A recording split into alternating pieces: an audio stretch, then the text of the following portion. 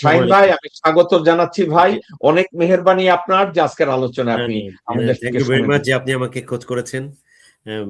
নিরাপা, আসসালামু আলাইকুম। দর্শক মণ্ডলী, আসসালামু আলাইকুম।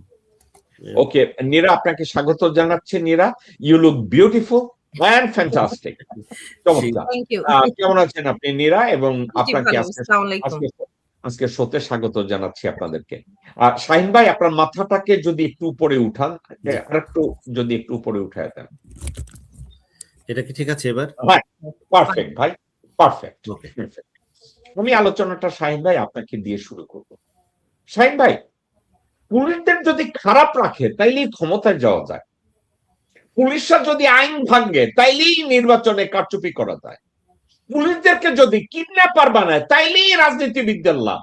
পুলিশের সংস্কারের দরকার কি? এই পুলিশদের তো আর রিফর্ম করা, পুলিশকে ভালো ট্রেনিং করার, পুলিশদেরকে ভালো পুলিশ হিসাবে পরিচিত করানোর তাহলে তো দরকার নাই। পরিস্থিতিটা কি এরকম না বাংলাদেশে?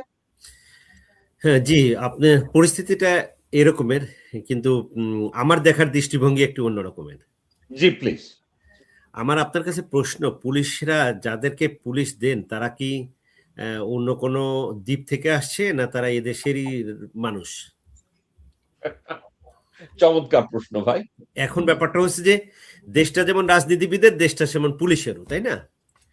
পুলিশ যদি মনে করে যে আমি রাজনীতিবিদের হাতিয়ার এবং তারা আমাকে যে কোনো ভাবে ব্যবহার করবে আর আমি ব্যবহৃত হব, সে তাকে লাঠিয়াল হিসেবে তার নিজের ব্যক্তিত্বটাকে সে লাঠিয়ালের পর্যায়ে নিয়ে যাচ্ছে, তাই না? হোয়ারাজ পুলিশে জয়েন করে যারা চাকরি বাকরি করে, আমরা যারা চাকরি করেছি বিসিএস ক্যাডারে সর্বোচ্চ যারা ভালো স্কোর উপরের দিকে থাকে তারাই পুলিশ হিসেবে জয়েন করে। আমরা মোটামুটি ধরে নিতে পারি, এটা ব্যত্যয় ঘটে, মোটামুটি ধরে নেওয়া যায় যে মেধাক্রমের মানে প্রথমের দিকের লোকজন admin cadre, police cadre, foreign affairs এরকম একটা। বাট বিসিএস ক্যাডার যারা হয়, যেহেতু এটা 4-5 লাখ লোক পরীক্ষা দেয়, তার ভিতর নেয় মাত্র 3,000 2,000 সব ক্যাডার মিলে। আপাতত আমাদের সময় যেমন নিচে মাত্র 400-600 কি 412 জন। তো এখন ব্যাপারটা হচ্ছে যে আমার কথা হচ্ছে তারা সিলেক্টিভ পিপুল, এ বিষয়ে তো আপনার কোনো সন্দেহ নেই, মেধার দিক থেকে কোনো সন্দেহ নেই। এই সিলেক্টিভ পিপুল তারা পরবর্তীতে যে একটা ভাড়াটিয়া রূপান্তরিত হয়, তার মানে তারা তাদের ভিতর মনস্তত্ত্ব এমনভাবে কাজ করে তারা আসলে এই রাষ্ট্রের নাগরিক না। তারা মনে করে যে আমরা ডান্ডা পিটার জন্য, আমরা ভাড়াটিয়া হিসেবে খাটার জন্য আইছি। এই কারণেই আসলে ভাড়াটিয়া হিসেবে খাটতে হওয়ার জন্যই তাকে একজন ব্যবহার করতে পারে। আমি কিছুক্ষণ আগে এই আপনার 22 জন মানে যতজন ইয়ে হয়েছে কি বলে আপনার অবসর দিয়েছে, তা আমি হঠাৎ করে আমার এক বন্ধু ব্যাচমেটের কাছে ফোন করলাম। তো ফোন করার সাথে সাথে জানলাম যে 2 দিনে অর্ডার হয়েছে এবং কে কে হয়েছে, এর ভিতরে বেশিরভাগ হচ্ছে আমাদের ব্যাচের।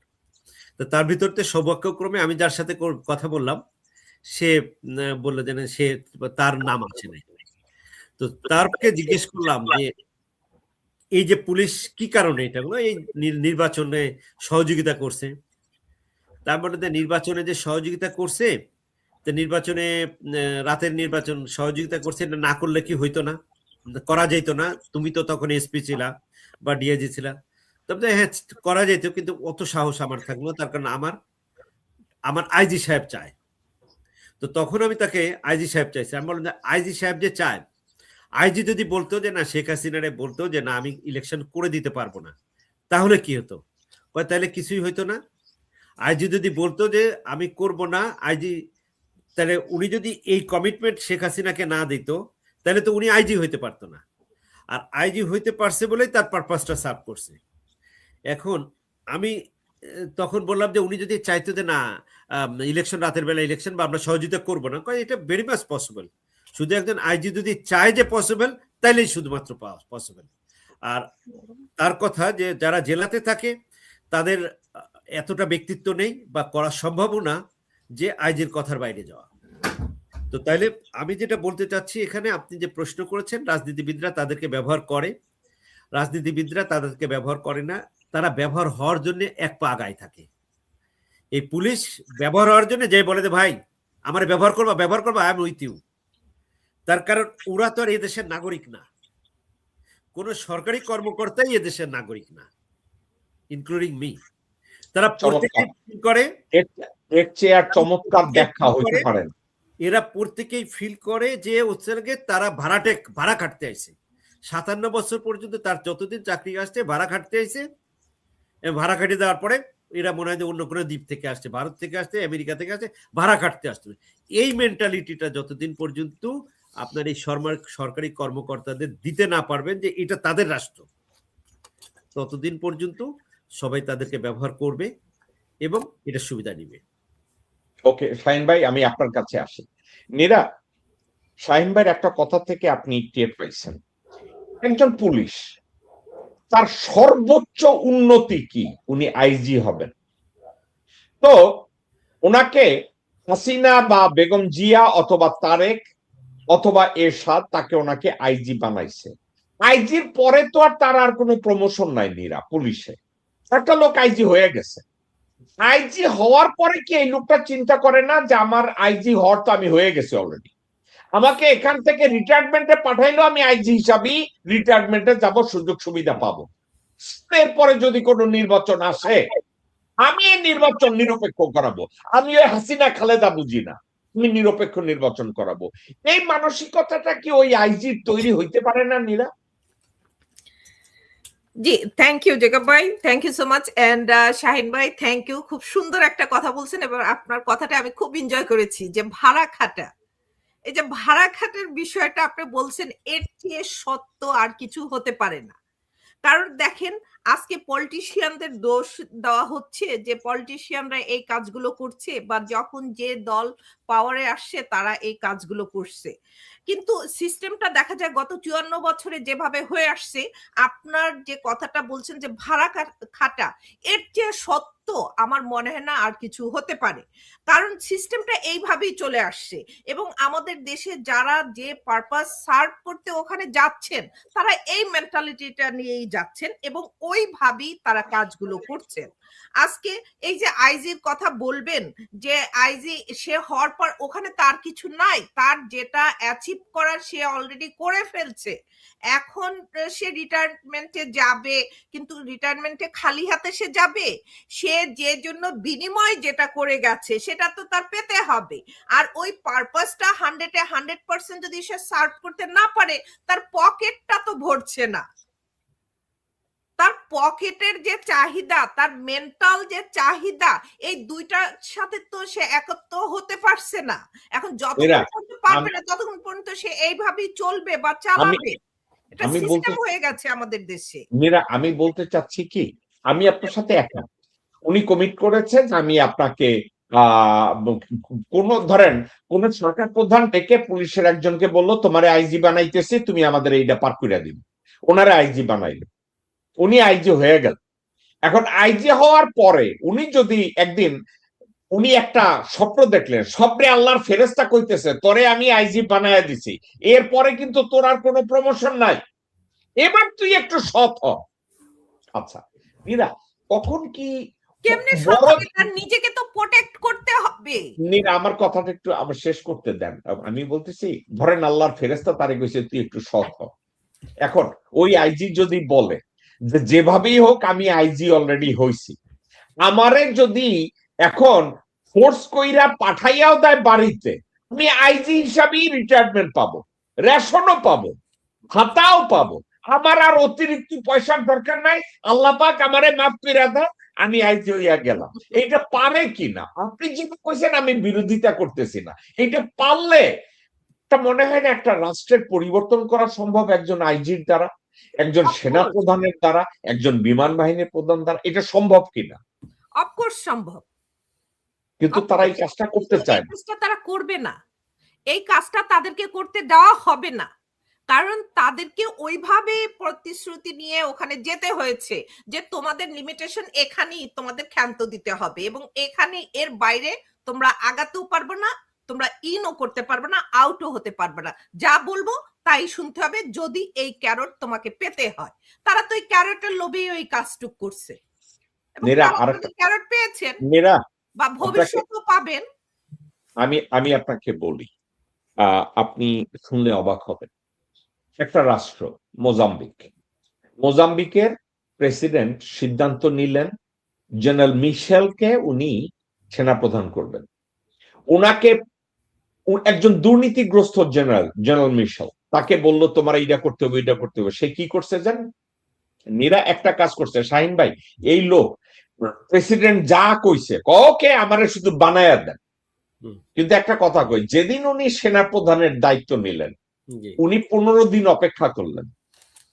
15 দিনের পরে উনি দুর্নীতিগ্রস্ত প্রেসিডেন্ট, মন্ত্রী, রাজনীতিবিদ এবারে ডান সবগুলার অ্যারেস্ট করে আজতে ঢুকাইছে। এবং আর একটা কথা, উনি কিন্তু প্রেসিডেন্ট হয় নাই, ওনারে সবাই কইছে আপনি সরকার প্রধান হবেন। সে বলছে না, আমি সরকার প্রধান হওয়ার জন্য তো এই কাজ করি না, আমি আমার দেশে সার্ভ করার একটা সুযোগ খুঁজতেছিলাম, আমি সুযোগটা কাজে লাগাই দিছি। বাংলাদেশে কি এই ধরনের একজন আইজি হইতে পারে না? বাংলাদেশে কি এ ধরনের একজন সেনা প্রধান হইতে পারে না? বিমান বাহিনীর প্রধান হইতে পারে না? নৌবাহিনীর প্রধান কি হইতে পারে না? শাহিন ভাই, সুযোগ নাই তো, এবং হইতে দেওয়া হবে না। ওখানে আমি যাদের দরকার ঠিক তাদেরকে আনা হচ্ছে ওখানে। সেটা ওই জেনারেল মিশেলকেও এইভাবে আনছিল নীরা, কিন্তু এই লোকটা হঠাৎ করে তুরুপের টাস উল্টায় দিছে, তোরেও এইভাবে হিসাব করে আনছিল যে প্রেসিডেন্টের কথায় সেইটা শুনবে, কিন্তু আলটিমেটলি সে শুনে নাই। জেকব ভাই, এখানে আরেকটা কথা আছে, জি, কারণ ওখানে পাশে এই ভারত নামক দেশটা কিন্তু নাই। এই বিষয়টা একটু মাথায় রাখেন যে আমাদের পাশে ভারত নামক যে দেশটা আছে, যারা আমাদের মাথায় লবণ রেখে বড়ই খাচ্ছে, কিন্তু ওখানে তো সেটা করতে পারছে না কেউ। ওখানে তো নিজের দেশকে নিয়ে নিজেরাই প্লে করছে, যার কারণে অন্য কারো কোনো ইনভলভমেন্ট ওখানে নাই। আমি নীরার সাথে একমত, নীরা আপনার সাথে দ্বিমত পোষণ করি না, কিন্তু আপনাকে আমি এ ধরনের উদাহরণ আরো 10টা টানতে পারি। আপনি একটা শুনলে কিন্তু অবাক হবেন, আপনি শাহিন ভাই অবাক হবে। শাহিন ভাই, আপনি কি জানেন পৃথিবীর একটা দেশ আছে, দেশটা হইছে অন্য একটা দেশের ঠিক মধ্যখানে, চারদিকে ঘিরে আছে, ল্যান্ড দিয়ে ঘিরে আছে একটা দেশ। যে দেশটার কথা বলছি, দেশটার নাম লেসোথো, এবং এর চারদিকে ঘিরা আছে সাউথ আফ্রিকা। একদিকেও বেরোনোর রাস্তা নাই উইদাউট সাউথ আফ্রিকা। আপনি কি জানেন লেসোথো তাইলে এখনো স্বাধীন রাষ্ট্র হিসেবে কেমনে টিকে আছে? সাদারা ওইখানে রাজনীতি করে, ইন্ডিয়ানরা যেভাবে বাংলাদেশে পচানোর জন্য রাজনীতি করে, আফ্রিকা সাদারাও এইভাবে করে, কালারাও এইভাবে করে, কিন্তু তারপরেও লেসোথো এখন ইন্ডিপেন্ডেন্ট কান্ট্রি, তারা ওখানে আছে। নীরা, এটা হয় কি জানেন, একটা মাইন্ডসেট, একজন সৎ মানুষের প্রতিকৃতি। আমি জানি ইন্ডিয়া আছে, আমি জানি এটা আছে, কিন্তু তারপরেও তো একটা মাইন্ডসেট থাকে যে আমি আমার দেশটার, আমার সমাজের, আমি একজন রিফর্মার হব, আমি এই কাজটা কইরা যাব, কিন্তু এই কাজগুলো কেউ করে না কেন আমাদের দেশে? আচ্ছা নীরা, শাহিন ভাই, আমি আপনার কাছে আসি। একটা কথা, আপনি বলছেন তারা তো বাংলাদেশের না, তারা কোনো আইল্যান্ড থেকে আসছে, তারা কোনো একটা এলিয়েন, মানে তারা ভাড়া খাটতে আসছে। নীরা বলছে এটা চমৎকার একটা কথা, এবং কথাটা সত্যি, তারা ভাড়া খাটতে আসছে। কিন্তু আপনি কি মনে করেন না যে পুলিশের ভিতরে একটা মোরাল অব্লিগেটরি একটা সাইড আছে? তারা একজন পুলিশ অফিসার ব্যক্তি হিসাবে নিজেদেরকে বলতে পারে যে আচ্ছা, আমরা ভালোর জন্য নিজেরা তো কিছু ইনিশিয়েটিভ নিতে পারি, আমরা নিজেদের মধ্যে ইমান বলতে, সততা বলতে, দায়িত্ববোধ বলতে, নাকি তারা এটা আদৌ চিন্তা করে না? আপনি যেটা বলছেন, তারা এক পা বাইরে দাঁড়াইয়া বলে আমাদের ভাড়া খাটাও, আমি ভাড়া খাটার জন্য তৈরি, আমার অ্যাপ তোমরা ব্যবহার করো। বিষয়টা কি এইরকম পর্যায়ে গেছে? এটা তো আসলে আপনাকে একটা বিষয় বুঝতে হবে যে সমাজ তো পরিবর্তনশীল, এবং সমাজ থেকেই নেয়, মানুষ পারসিভ করে। আগে যেমন একটা খেয়াল আছে, এখন থেকে 30 বছর আগে যদি কেউ বলতো যে ভাই কোনো ভদ্র ফ্যামিলিতে যে পুলিশের একজন চাকরি, মানে মেয়ের জামাই একটা টিচারের কাছে, একটা বিশ্ববিদ্যালয়ের শিক্ষকের মেয়ে বিয়ে করবে একজন পুলিশ অফিসার, এটা কিন্তু খুব একটা দেখা যেত না, বা এটা সে চিন্তাও করতে পারতো না। ঠিক আছে, তো তার পরিপ্রেক্ষিতে, বা একজন ঘুষখোর কাস্টমস অফিসার বা ঘুষখোরদেরকে আমরা ঘৃণার চোখে দেখতাম। ঠিক আছে, কিন্তু এইটা, এই লেসিসফেয়ার বা ওয়ার্ল্ড ইকোনমিক্যাল সিচুয়েশনটা চেঞ্জ হওয়ার পরে তখন দেখবেন কি যে হচ্ছে যে মানে কেউ একজন ঘুষখোর, ইভেন আমরাও যখন ইউনিভার্সিটিতে পড়ছি তখনও দেখছি যে হচ্ছে যে ওর বাবা ঘুষ খায়, এই কথা শুনে সবাই একটু মানে তার দৃষ্টিতে, তার বাবার দৃষ্টিতে দিকে আঙ্গুল তুলতে হচ্ছে যে ও একটা ঘুষখোরের সন্তান। এই 90-এর দশকের পরে এসে, এই ওপেন ইকোনমির পরে এসে এটা কিন্তু আর সেই পর্যায়ে থাকে নাই যে এটা একটা অপরাধ বা একটা একটা লোক ঘুষ খেয়ে বাড়ি করছে, এটাকে বরং অ্যাপ্রিসিয়েট করা হচ্ছে, তাই না? অ্যাপ্রিসিয়েশনটা গত 30 বছরে খুব বেশি পরিমাণ করছে। আমি চাকরি করে, আমার পাশের বাড়ির একজন লোক হচ্ছে, সে কাস্টমসে চাকরি করে, বিশাল এক বাড়ি করছে, সে আমার 7-8 বছরের জুনিয়র, কিন্তু কাস্টমস চাকরি করার পর তার বাড়ি দেখার জন্য লোকজন যায়, ওই যে এই লোক অমুক বিশাল এক বাড়ি করছে। এইটা আমারই দেখা, আমারও তো বয়স হয়েছে, যেটা আমারও দেখা মানুষ আগে বলতো কি যে না, এই লোকটা ঘুষ খায়, এবং তাকে সামাজিকভাবে পরিত্যাজ্য একটা ব্যাপার কিন্তু ছিল আমাদের সমাজে, এটা আপনিও খেয়াল করেছেন। কিন্তু সেইটা আর নেই, সেই সমাজ ব্যবস্থা থেকে আমরা আসলে সরে আসছি, ওপেন ইকোনমি আসাতে আমরা সরে আসছি। তো পুলিশেরও একই অবস্থা, পুলিশের ভিতরে নিশ্চয়ই অনেক ভালো অফিসার আছে, বাট আমি একটু আশাবাদী হতে চাই। আমি আশাবাদী হতে চাই, এই যে মানে মানুষের টাকা বানানোর যে হাবাতে টেন্ডেন্সিটা আস্তে আস্তে কমে যাচ্ছে, কমে যাবে। কিন্তু কমে যাবে কেন কমে যাচ্ছে দেখেন না, যে সমস্ত যারা সরকারি অফিসার, আমার পরিচিত যে সমস্ত লোকজন, তারা এত কষ্ট করে ঘুষকে, তাদের কেউ কিন্তু, ছেলে মেয়েরা কিন্তু আর দেশে নেই, তারা ফিল করছে যে আসলে আমার এই যে আমি অন্যায় করে টাকাগুলো ইনকাম করছি, আসলে এটা মিনিংলেস। তাদের টাকা পয়সার পরিমাণে এত পরিমাণে হয়েছে, কিন্তু এটা ছেলে মেয়েদের জন্য করেছে। ওই যে ইমানের প্রসঙ্গটা আনলেন, তাদের ইমানের জোরটা খুব কম, সে ফিল করে যে এই টাকা তাকে বাঁচাইতে পারবে। একটা লোক মনে করবে যে আচ্ছা টাকা দিয়ে ছেলেকে, আপনার কি টাকা, এত টাকা কেন ইনকাম করতেছে, তার শরীরে কোনো অসুখ টসুখ হলে পারে সেটা সারাইতে পারবে। তো এখন কথা হচ্ছে যে ভাই, আপনি আপনার নর্মাল জ্বর হোক, পেট খারাপ হোক, এটার জন্য একটা সরকারি কর্মকর্তা বা যে কেউ, আপনি এটা সারাইতে পারবেন। এখন আপনি আমাকে বলেন যে আপনি ক্যান্সার হয়েছে, কত টাকা জমা রাখলে পরে আপনাকে সেই রোগটা সারানোর জন্য কত টাকা আপনাকে সিকিউর করবে এই রোগটা, তাই না? করবে না। এখন আমাদের বাংলাদেশের ক্ষেত্রে যেটা হয়েছে, এই বিষয়গুলো আসলে মানুষের সামনে চলে আসছে যে আসলে টাকা যে খুব একটা উপকারে আসছে না। প্রথম কথা, তাকে এই টাকার জন্য তার শত্রুতাও বাড়ছে, আবার যে কারণে টাকার জন্য যে জিনিসটা হচ্ছে যে তার ছেলে মেয়েদের জন্য আসলে ওইভাবে টাকা তাদের প্রয়োজন নেই, তারা আমেরিকাতে চলে আসছে, বিভিন্ন জায়গায় চলে আসছে, এই টাকাটা কি করবে, এরকমের একটা বোধ কিন্তু মানুষের ভিতর কাজ করছে। প্লাস ইসলামের যে চিন্তাটা যেভাবে স্প্রেড করেছে, মানে বৈজ্ঞানিক ব্যাখ্যাটা যেভাবে দিচ্ছে, মানে সেটা টেলিভিশনে দিচ্ছে, বিভিন্ন স্কলাররা দিচ্ছে, তাতে করে মানুষের ভিতরে একটা পজিটিভ চেঞ্জ আসছে যে না, আসলে আমাদের মানে কি বলবো, সৎ পথেও ভালোভাবে থাকার স্কোপটা আছে। আপনি পুলিশের ভিতরে অবশ্যই কোনো কোনো ভালো অফিসার আছে যারা থাকতে চায়, কিন্তু আমার পাশাপাশি যে জিনিসটা দেখবেন, এই অফিসারদেরকে আপনি তাদের যে সুবিধা, এই সুবিধা থেকে একটু কাটেল করে নেন, যে ভাই তুমি এক কাজ করো, তুমি এই সুবিধা যে নিচ্ছ, একজন লোকের ঘুষ না খেলেও অনেক চলে। একজন পুলিশ অফিসারের ক্ষেত্রে অন্তত বলবো যে, ফর এক্সাম্পল, একজনের সোর্স মানি থাকে 5-6 লাখ টাকা, 5-6 লাখ টাকা এসপির, এটা অ্যালোকেশন, এটা কোনো জবাবদিহিতা করা লাগে না। এন্ড সোর্স মানি 5-6 লাখ টাকা তো তাকে মাসে দিতে হয় না, বা 2 লাখ টাকা থাকলেও তাদের দিতে হয় না। তো এই মানিটা সে যে কোনো ভাবে ব্যবহার করতে পারে, এবং খুব ভালোভাবেই সে কিন্তু এই সুবিধাটা মানে পরিচ্ছন্ন একটা লাইফ লিড করতে পারে। কিন্তু তার কাছে এইটাই আপনি একটু কাটেল করেন, অথবা তার যে সমস্ত দৃশ্যমান যে সমস্ত সুযোগ সুবিধা, ভাই যে তোমার কিছু সুবিধা লিগালি আমি আপনাকে এত বড় বাড়িতে আমি রাখতে চাচ্ছি না, আপনাকে এত বড় বাড়িতে রাখা, আমি ছোট বাড়িতে রাখতে চাই। দেখেন, এই শত অফিসারটাই আন্দোলনে নেমে গেছে, না এখান থেকে তার স্ট্যাটাসটা নামানো যাবে না। ওরা তো কেউ চিন্তা করে না যে বাংলাদেশের মতো একটা দেশে এত বড় ল্যান্ড নিয়ে একটা এসপি থাকতে পারে কিনা, যেখানে একটা মানুষের গড়ে একটা মানুষ পয়েন্ট, এখন বোধ হয় হয়েছে জমির পরিমাণ পাবে হচ্ছে যে মানে কয়েক শতাংশ মানে জমি পাইতে পারে সে, এক একজনের ভাগে পড়ে। কিন্তু তারপরেও কিন্তু তারা তাদের স্বার্থ থেকে তারা বিচ্যুতি হবে না। এটা যে কোনো, শুধু পুলিশ না, যে কোনো ডিপার্টমেন্ট থেকেই তাদের অভিযোগের মাত্রা অনেক, অভিযোগের শেষ নেই। কিন্তু অতএব যে জিনিসটা হচ্ছে যে এইটা একটা প্রসেসের ভিতরে যাবে।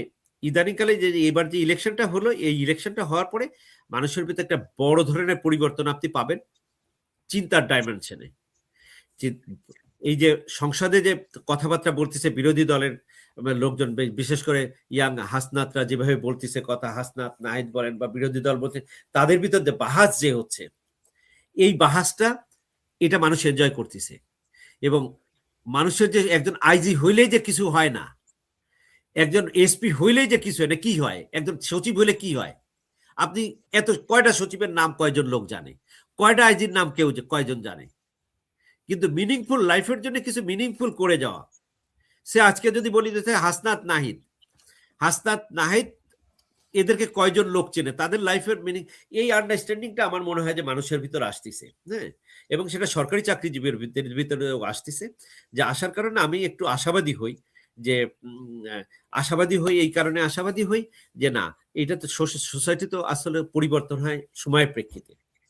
আবার আমি একটু হতাশা হই, যেমন আজকে যেমন কয়েকজনকে চাকরি থেকে অব্যাহতি দেওয়া হয়েছে, এই কয়েকদিনে দিয়েছে, এটার জন্য দেশের খুবই নেগেটিভ ইম্প্যাক্ট পড়বে। পুলিশরা আর কাজ করবে না, তার কারণ এইটা তো একটা হোমিজিক্যাল একটা ডিসিশন নেয়।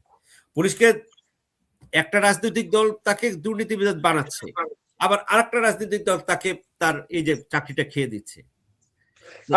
আচ্ছা শাহিন ভাই, আমি একটা কথা বলি, এই যে যাদেরকে আপনি বলছেন যে চাকরি খেয়ে দিচ্ছে, আমি তাদের কথা বলছি। আপনার যে কথাটা সত্যি কথা, কিন্তু তারা যে অপকর্মগুলো করছে, তাদের এটার বিচার যদি করত, এদের বিচারটা যদি করত, কি অপকর্ম করছে, তারা যে স্রেফ ঘুষ খাইছে তা কিন্তু না, তারা কিডন্যাপের সাথে জড়িত ছিল, রেইপের সাথে জড়িত ছিল, তারা মার্ডারের সাথে জড়িত ছিল, ক্রস ফায়ারের সাথে জড়িত ছিল, তারা এই কাজগুলো করছে।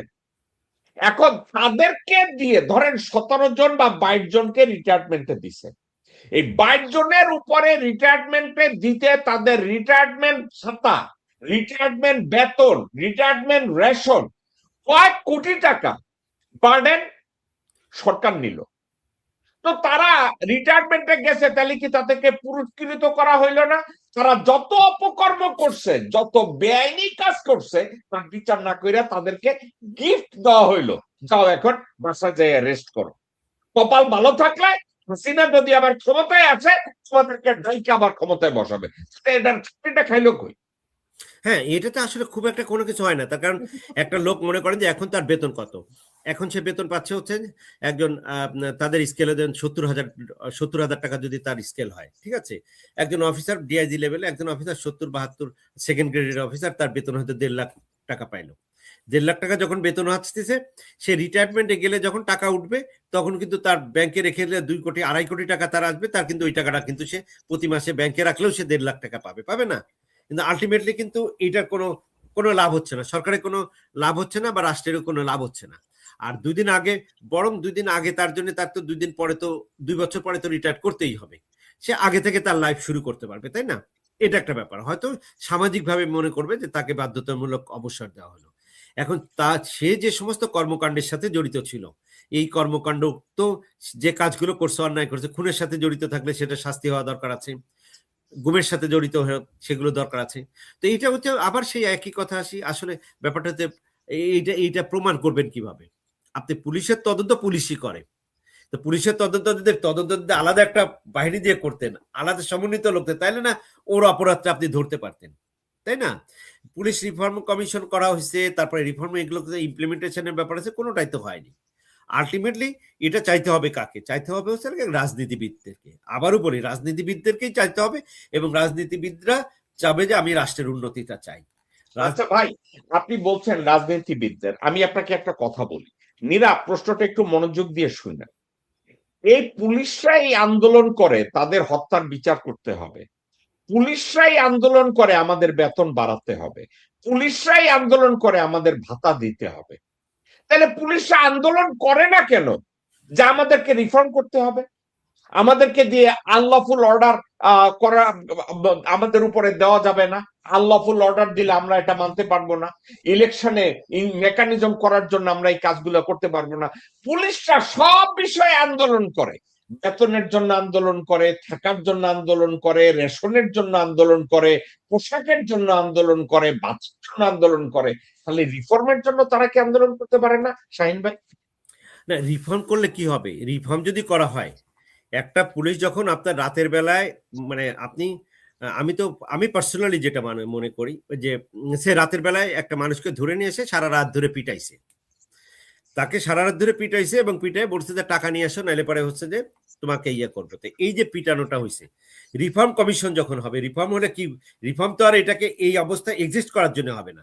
যদি সত্যিকার রিফর্ম হয় তাহলে একটা সার্চ কমিটিতে যাবে এবং এই যে পুলিশ অফিসারটা এই কাজটা করবে তাকে শাস্তির আওতায় আনতে হবে, এটাই তো হবে। বা অন্য বাহিনী দিয়ে এখানে থার্ড একটা পার্টিকে এখানে ইনভলভ করতে হবে। তো থার্ড যখন পার্টি আসবে তখন তো ও জানে যে রিফর্ম করলে তো আমারই এই পিটায় টাকা নেওয়ার অভ্যাসটা, সুবিধা তো থাকছে না। তাহলে এটার জন্য সে আন্দোলনটা কেন করবে? এই আন্দোলন তো তাইলে এই আন্দোলন করা সহজ যে আমার বেতন বাড়াও, এই আন্দোলন করা সহজ আমার রেশন বাড়াও, এই আন্দোলন করা সহজ আমার বড় বাসায় রাখো। একটু নীতিগত ভাবে ইমানদারি দেশপ্রেমের জন্য যে আন্দোলন করলে তাদের একটা প্রেস্টিজ থাকবে, ওটা তারা করবে না। শাহিন ভাই আপনাকে আমি একটা কথা বলি, আমি জঘন্য ভাবে একটা উদাহরণ দেই। আমেরিকার একজন ব্যবসায়ী, ভদ্রলোকের আপনি আপনি আপনি আপনি তার নাম জানেন, একজন বিলিয়নিয়ার। ওনার নাম কি? ওয়ারেন কি জন্য নাম? Warren Buffett. ওয়ারেন বাফেট ব্যবসায়ীদের একটা কথা বলছে, কথাটা এভাবে বলছে যে আপনারা পয়সা কামাবেন, এতে দোষের কিছু নাই, পয়সা কামাবেন, কিন্তু আপনার ভ্যালিউজ, হিউম্যান হিসেবে আপনার যে ভ্যালিউজ, মোরাল অব্লিগেশন, এটাকে বাদ দিয়ে পয়সা কামায়েন না। আপনারা যখন এই ভ্যালিউজ এবং রেসপন্সিবিলিটিজ এন্ড মোরাল এগুলা বাদ দিয়ে পয়সা কামান, তাহলে আপনার আর প্রস্টিটিউটের মধ্যে কোনো তফাৎ থাকে না, কারণ পয়সা প্রস্টিটিউটরাও কামায়। কে বলছে? Warren Buffett. এখন একটা মজার কথা আমি বলি, আমাদের দেশে একটা লোক যখন বিয়ে করে একটা মহিলাকে, সে ওই মহিলার সাথে শারীরিক সম্পর্ক করে, কিন্তু সেখানে যত্ন থাকে, ভালোবাসা থাকে, আদর থাকে, দায়িত্ববোধ থাকে। কিন্তু ওই পুরুষটাই যদি একটা বেশ্যাকে হায়ার করে, ওই বেশ্যা মহিলার প্রতি তার কিন্তু দরদ, ভালোবাসা, আন্তরিকতা এগুলো কিছু থাকে না। তাইলে ওই পুরুষটা চিন্তা করে, ওরে 100 টাকা দিয়ে হায়ার করছি, আমি টাকাটা আমি উসুল করে নেব, যেভাবে খুশি ওইভাবে ওই মহিলাটারে ব্যবহার করে। তাইলে বাংলাদেশের পুলিশ কি ওই পেশা জাতীয় ওই মহিলা টাইপ কিছু, সে কয় আমারে তুমি ব্যবহার করো, আসি আমারে পয়সা দাও, ভাড়া কাটাও, আমি যেইভাবে খুশি আমারে ওইভাবে তুমি ব্যবহার করতে পারো? ব্যাপারটা কি এইভাবে চায় না? তাইলে না, আপনি যেভাবে উদাহরণ দিতেন এই উদাহরণের ক্ষেত্রে আমি ইয়ে করব না, কোনো মন্তব্য করব না। তবে ব্যাপারটা হচ্ছে এরকমের যে তারা মোরাল জায়গা থেকে একেবারেই মানে নেই, এটা তো নেই। আপনি মোরালিটি বলে আচ্ছা ঠিক আছে, আমি যেভাবে বলছি এটা বললেন না, কিন্তু ওয়ারেন বাফেটের কথাটাকে আপনি কিভাবে মূল্যায়ন করবেন? না না, অফকোর্স ওয়ারেন বাফেটের কথার সাথে তো অবশ্যই মূল্যায়ন করব। দেখেন, এই ক্ষেত্রে আমি ডক্টর ইউনূসের কথা বলবো। একটা 2006 সালে উনি নোবেল পুরস্কার পাইলেন। উনি নোবেল পুরস্কার পাওয়ার পরে একটা আর্টিকেল লিখছিলেন। উনার এই যে সোশ্যাল বিজনেস থিওরিটা কেন এত জনপ্রিয়, উনি দুইটা জিনিস করেছেন। যে একজন লোক, উনি কিন্তু মিডল, আপনি যদি পুঁজিপতি সমাজ ব্যবস্থার ভিতর কি, যে আপনি যত খুশি টাকা ইনকাম করবেন। আপনি যদি এই যে আপনার মিল্টন টাওয়ার, এটা হচ্ছে আপনার সাকসেসের প্যারামিটারটাকে, আপনি একটা মিল্টন টাওয়ারের মালিক, নীরা হচ্ছে যে এই এত জমির মালিক, this is the parameter. Economics এর ভাষায় যে জিনিসটা ওনার, হাউ মাচ মানি ভিজিবল আপনি মানি ইনকাম করছেন, ওয়েলথ ইনকাম করছেন, সেটা হচ্ছে আপনার parameter of success. Doctor Yunus এই প্যারাডিমটা উনি শিফট করলেন। উনি বললেন যে না, প্যারাডিমটা হবে how much contribution you offer to the society, ensure করছে কতটা তুমি সোসাইটিতে কন্ট্রিবিউট করছো, that will be the parameter. যে কারণে সোশ্যাল বিজনেস থিওরিটা কিন্তু এটাই, যে আপনি কতটা, ওয়ারেন বাফেট কিন্তু ওটারই মোটিফাই করে বলছে যে আপনার প্যারামিটারটা হবে যে আপনার মিল্টন টাওয়ার না, মিল্টনের দ্বারা কতজন লোক উপকৃত হয়েছে, এটা হচ্ছে মিল্টনের প্যারামিটার।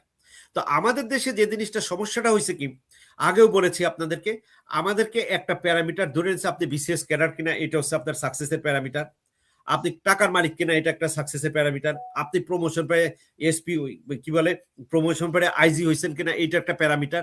এইগুলো আমাদের সমাজে একেবারে খুব প্রতিষ্ঠিত সত্য এবং পরিমাপক হয়ে গেছে।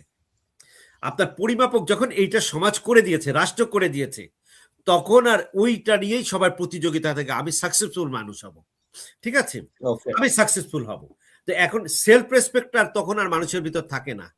সেলফ রেসপেক্টটা মানুষ তাকে রেসপেক্ট করার জায়গার একটাই ধরেন, তো আমি রেসপেক্টফুল হব যদি কিনা আমার টাকার মালিক হই, সেটা যে কোনো ভাবেই হোক। টাকা, এই যে আপনি দেখেন যে এত মানুষের হাতে টাকা গেছে বাংলাদেশে, এখন মানুষ রাজনীতিতে এত লোক কেন আসতে চাচ্ছে? একটাই কারণ চাচ্ছে, সে চাচ্ছে সাকসেস দেখাইতে চায়, সে ক্ষমতা দেখাইতে চায়। এইগুলোই তো, এই ক্ষমতা দেখতে পারা, সাকসেস দেখতে পারা। আমরা একটা ভুল সমাজের ভিতর বাস করছি বলে আমাদের মাথার ভিতর ঢুকে আছে যে এই লোকটাই হচ্ছে লাগে একটা সাকসেস, যে সে একজন সচিব হয়েছে, এর প্রচুর পরিমাণ টাকা আছে, প্রচুর পরিমাণে ক্ষমতা আছে, তাই। কিন্তু আপনি কিন্তু এইটা করেন নাই যে আপনি ফখরুদ্দিন বাবুর্চি যে এই যে একটা সাকসেসফুল ম্যান, বা একটা হচ্ছে লাগে আপনি যে কোনো একটা মিষ্টি আলাকে বলেন বা যে কোনো একজনের চা আলাকে বলেন, তার লাইফের যে মামা হালিম, তার পিছনে কিন্তু ইতিহাস আছে 50 বছরের, 40 বছরের ইতিহাস আছে, তার ডিভোশন আছে, অধ্যবসায় আছে। তারপরে যে আপনি কালকে আপনাকে 500 কোটি টাকা দিলে পারে কিন্তু আপনি ফখরুদ্দিন বাবুর্চি হইতে পারবেন না।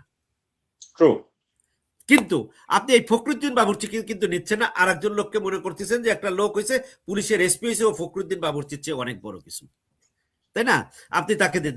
তো আমাদের পারসেপশনটা এখানে খুব ইম্পর্টেন্ট। এই পারসেপশনের সুবিধাটাই নেয় হচ্ছে যে আপনার এই পুলিশ বলেন বা সরকারি কর্মকর্তারা এই পারসেপশন থেকে আর ভাঙাইতে চায় না, কাউকে ভাঙাইতে দেয়, এই থেকে ভাঙতে দেয় না। আপনি কাউকেই যান না। এই যে মনে করেন যে আপনি সে একজন শিক্ষক, সেদিন আপনি একটা উদাহরণ দিচ্ছিলেন, একটা ট্যাক্সি ড্রাইভার গাড়িতে করে হচ্ছে কি বলে গাড়ি চালায়, তারপরে বাড়িতে এলাকায় স্কুল করছে। আমি একটা লোকের কথা শুনে, দিনাজপুরে বাড়ি, সে রিক্সা চালায় এবং প্রতি মাসে প্রথম সপ্তাহে সে হচ্ছে প্রত্যেকটা ছেলেকে 28 বছর ধরে, আজকে বোধহয় 30 বছর ধরে হবে, 28-30 বছর ধরে সে হচ্ছে স্কুলে, সে যারা দুস্থ তাদেরকে খাতা দেয়, প্রতি মাসে একটা করে সে খাতা দেয়, ঠিক আছে। এখন দেখেন যে উনার এই কর্মকাণ্ডকে, এইটা একটা এই যে কাজটা, এটা কিন্তু সময় দিয়ে হয়েছে, তার ডেডিকেশন দিয়ে আছে। তো বাংলাদেশে এরকমের লোকজন আছে, কিন্তু এইটাকে আমাদের একেবারে অ্যাচিভমেন্টের জায়গা, আমরা সাকসেসের প্যারামিটারটা এত রিজিড করে ফেলছি, একটা চেয়ারের ভিতরে মানে আবদ্ধ করে ফেলছি। একটা চেয়ারের ভিতরে একটা চেয়ারটা একটু বড় সড়ো হবে, সিংহাসনের মতো দেখতে হবে। এই যে সিংহাসনের মতো চেয়ারটা একটু বড় হতে হবে, দেখতে চেয়ার সিংহাসনের মতো হবে, এগুলো কোথা থেকে আসছে? এই সরকারি অফিসার থেকেই আসছে। আপনি মানে তাদের কারোরই কিন্তু মেন্টালিটি নাই যে আমি একটা সেবক।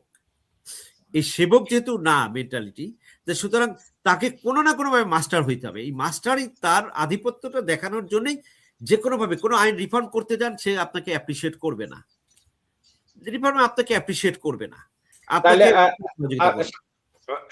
নীরা, শাহিন ভাইয়ের কথাগুলো মনোযোগ দিয়ে আমি শুনলাম, আপনিও শুনছেন।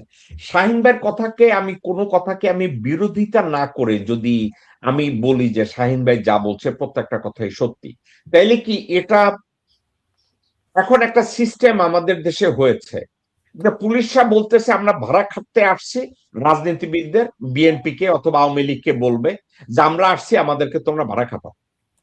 এখন আমাদেরকে তোমরা যেইভাবে খুশি ওইভাবে ব্যবহার করতে পারো, আমাদেরকে তোমরা খুনি বানাও, আমরা খুনি হব, আমাদেরকে তোমরা দুর্নীতিবাজ বানাও, আমরা দুর্নীতিবাজ হব, আমাদেরকে তোমরা কিডন্যাপ করতে বলো, আমরা কিডন্যাপ করব, আমাদেরকে রেপ করতে বলো, আমরা রেপ করব, আমাদেরকে মার্ডার করতে বলো, আমরা ক্রস ফায়ারে দিয়ে দেব।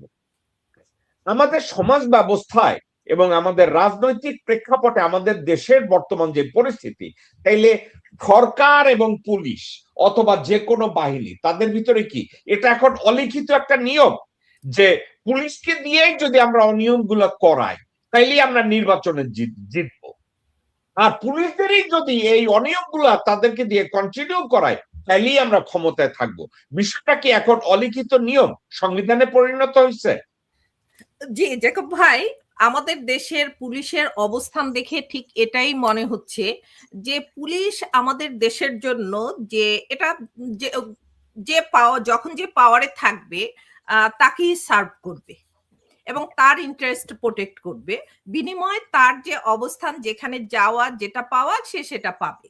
এটা একদম প্রমাণ করে দিয়েছে গত 17 বছরে যারা যে দুর্নীতি করেছে, যাদের দ্বারা এই সব কাজগুলো সম্পন্ন করা সম্ভব হয়েছে, ঠিক তারাই এখন পুরস্কৃত হচ্ছে।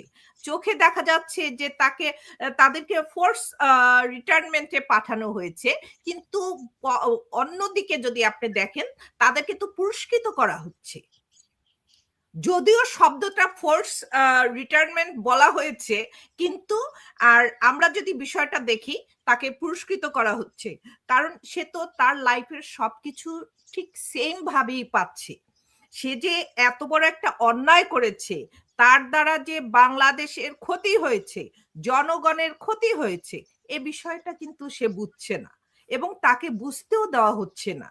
সে একটা দলকে মানে সাপোর্ট করতে আসছে, একটা দলকে সে প্রোটেক্ট করতে আসছে, একটা দলের ইন্টারেস্ট প্রোটেক্ট করেছে, কিন্তু ওই দলের জনগণের ইন্টারেস্ট কতটা প্রোটেক্ট করা হয়েছে, দেশের ইন্টারেস্ট কতটা প্রোটেক্ট করা হয়েছে, এটা তার দেখার বিষয় না।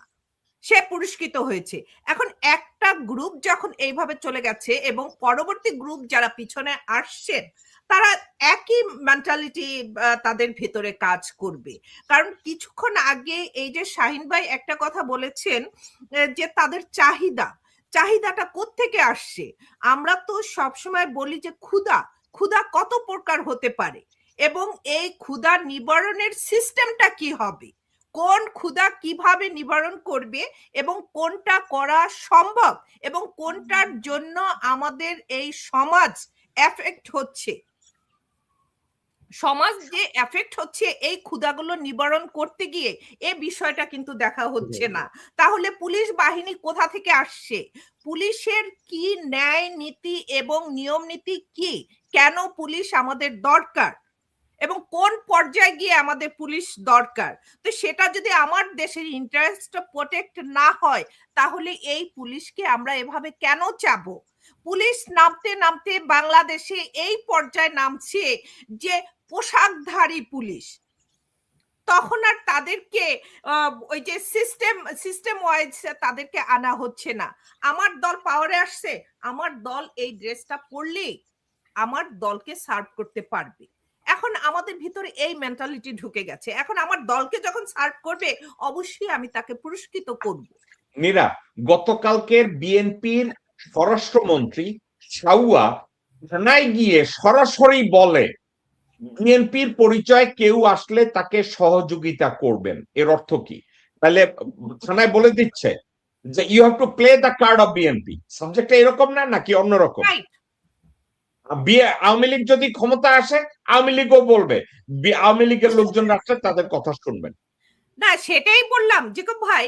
এখন পুলিশের সাবজেক্টটা এইভাবে হয়েছে বাংলাদেশে, যখন যে রাজনৈতিক দল পাওয়ারে আসবে, সে পুলিশকে সাথে করে নিয়েই সে পাওয়ারে আসবে তাদের প্রোটেকশনের জন্য। বিষয়টা এখন এইভাবে, কিন্তু পুলিশ যে একটা বাহিনী বাংলাদেশের সাধারণ জনগণের ইন্টারেস্ট প্রোটেক্ট করার জন্য, এটা পুলিশ করছে না এবং এটা করবে না, কারণ দলীয় ভাবে এরা কাজকর্ম চালাচ্ছে এবং সামনেও তারা চালাবে। আর যতদিনে রিফর্ম করা না হবে ততদিনে পুলিশ এইভাবেই চলবে। ওকে নীরা, তাইলে আপনি আমাকে একটা কথা বলেন। আমি এখন যে প্রশ্নটা করব খুবই ইন্টারেস্টিং প্রশ্ন। রাজনীতিবিদদের ধরেন একটা ফ্রেটার্নিটি আছে, ফ্রেটার্নিটি মানে রাজনীতিবিদরা তাদের স্বার্থ বুঝে না। পুলিশরা কি তাদের স্বার্থ বুঝে না? যে আমরা একটা বেশ্যা হিসাবে একটা রাজনৈতিক দলের সাপোর্ট করলাম, এই রাজনৈতিক দল আমার যেই খুশি ওইভাবে ব্যবহার করলো, আর একটা রাজনৈতিক দল আইসা আমার পুকির মধ্যে লাথি দিয়ে বাইর করে দিল। একটা কথা কই, তারা যদি এই চিন্তা করে আমারে লাথি দিয়ে বাইর করে দিল, আমি পেনশন পাবো, ভাতা পাবো, রেশন পাবো, মানে আলটিমেট টার্গেট এইভাবে খেলারাম খেলে যা, একদল যাবে আর একদল আসবে, এর জাহান্নামে যাক, জনগণ জাহান্নামে যাক, এটা মাইন্ডসেট হয় তাহলে তো আর কারো কিছু করার নাই। তাহলে আমাদের দেশের মাইন্ডসেট এবং স্ট্যান্ডার্ড তাহলে এখানেই আপনি বলছেন যে তারা এখানে এক একটা রাজনৈতিক দল এভাবেই তারা আসবে, এভাবেই যাবে। রাইট, শুধু রাজনৈতিক দল না, এখানে একটা ইনকাম ভিত্তিক একটা কাজ চলছে, সবার টার্গেট ওই ইনকাম, এবং আমাদের Okay. দেশের ইনকামের বিষয়টা কিন্তু থ্রু আপনার পলিটিক্স, প্রত্যেকটা জায়গা তার এই পলিটিক্যাল ওয়েতে তারা একটা ডিভিশন তৈরি করে ফেলেছে যে আমার গন্ডি এইটা, তোমার গন্ডি এইটা, তার গন্ডি এইটা, যে এভাবে Okay. সবাই একটা গন্ডি তৈরি করে ওই পর্যায়ে গিয়ে তারা এখন ইনকামটা দেখছে, এবং এই জন্যই সবার টার্গেটটা ওখানে। ওকে, আমি এবার শাহিন ভাই আপনার কাছে আমি একটা ভিডিও প্লে করব, আপনি ভিডিওটা দেখার পরে এটার উপরে যদি একটা মন্তব্য করেন। চাঁদাবাজি তো বেটার আপনার জাকাতের চেয়ে, ফেতরার চেয়ে। আহ, জাকাত বা ফেতরার চেয়ে চাঁদাবাজিটা অনেক ভালো, অনেক বেটার। ওনার এই বেটির নাম মনি না কোনি না শনি আমার এত খেয়াল নাই। তারাই ওকে, তার এই মন্তব্যটাকে আপনি কিভাবে ইলাবোরেট করবেন? এটাকে আপনি কম্প্রিহেন্সিভ হইতে ওনার এই কথাটাকে কিভাবে মূল্যায়ন করবেন? আচ্ছা শুনেন, আমরা চাঁদাবাজি শব্দটা ব্যবহার করি, চাঁদাবাজি কথা বলি, যে এখানে ও চাঁদাবাজ, এই জায়গায় চাঁদাবাজি হচ্ছে। আপনাকে বুঝতে হবে যে বাংলাদেশের চাঁদাবাজটা কে। প্রথম চাঁদাবাজটা হচ্ছে যে আপনার, আবারও বলি, সরকারি অফিসাররা হচ্ছে চাঁদাবাজ, সরকারি কর্মকর্তারা। ঠিক আছে, আপনি দেখেন যে কি বলে, কোথাও চাঁদা নিচ্ছে, একটা লোক চাঁদা নিচ্ছে, একটা দল চাঁদা নিয়ে, এটা কি থানার লোক জানে না? জানে। ল্যান্ডের অফিসের লোক জানে না? জানে। পুলিশের লোক জানে না? জানে। আর্মির লোক জানে না? জানে। সবাই জানে, এবং তারা ভাগিদার।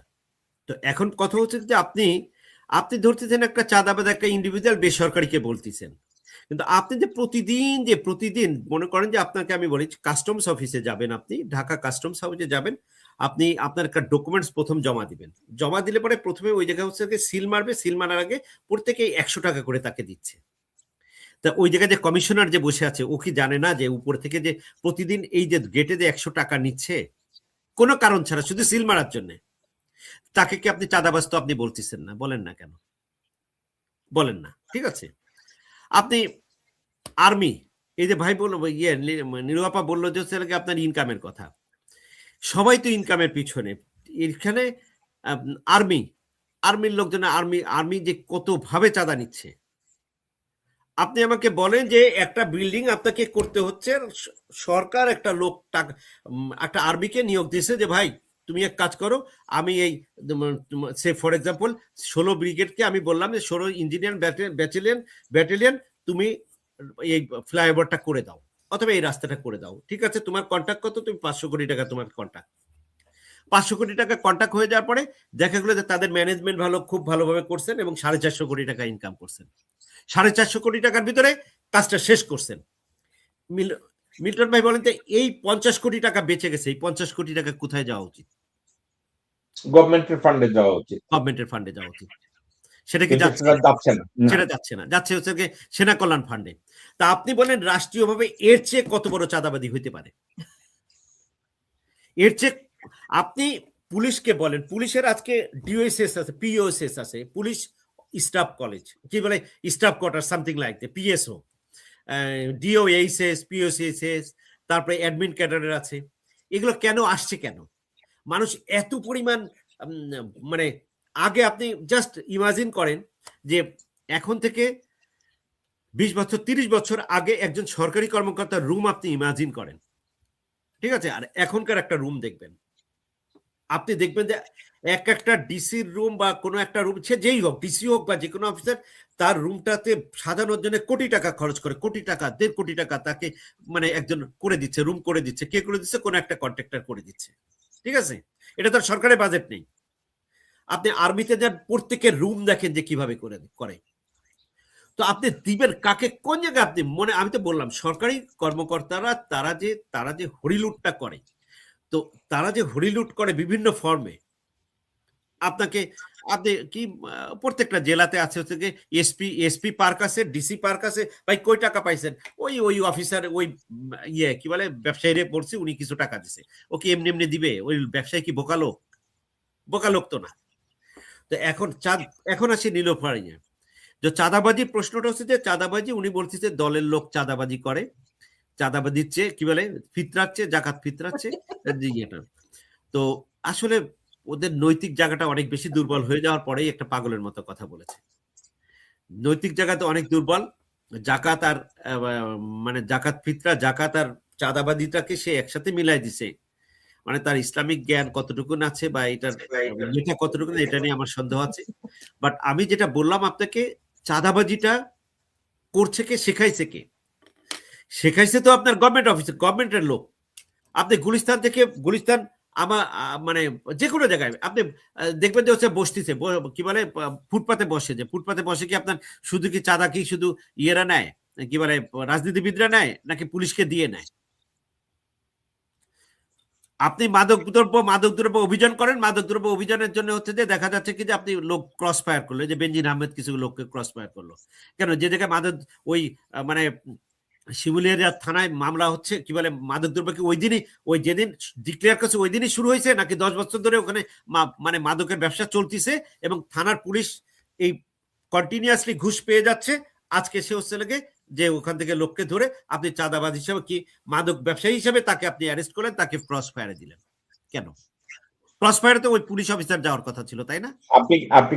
আপনি কি শাহিন ভাই, একটা কথা আপনাদেরকে আমি বলি, আমি কয়েকদিন আগে একটা সাবজেক্টকে ইনভেস্টিগেট করছি। ইনভেস্টিগেট করার পরে আমি এটা নিয়ে একা একা চিন্তা করতেছিলাম।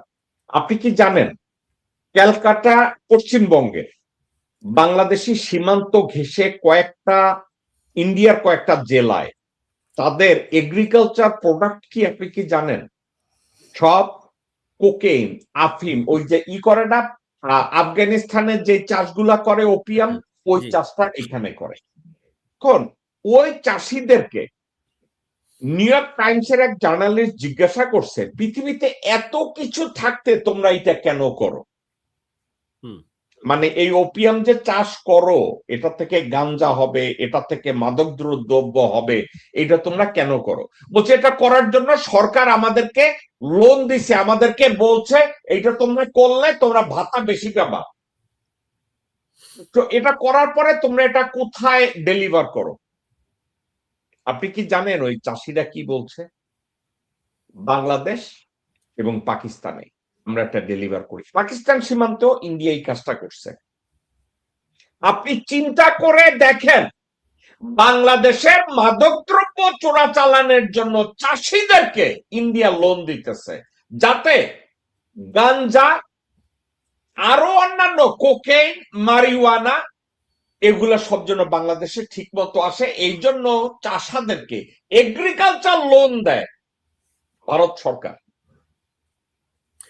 এটা তো আপনার ভারত সরকারের আর এখন আপনি বলেন, বেনজির কিছু লোককে ক্রস ফায়ারে দিচ্ছে। আমি গতকালকের একটা অনুষ্ঠান করছি, অনুষ্ঠানে বলছিলাম বাংলাদেশে যদি সত্যিকার অর্থে একটি সীমান্ত রক্ষানীতি প্রণয়ন করা হয়, বাংলাদেশের সার্বিক অবস্থার পরিবর্তন সম্ভব।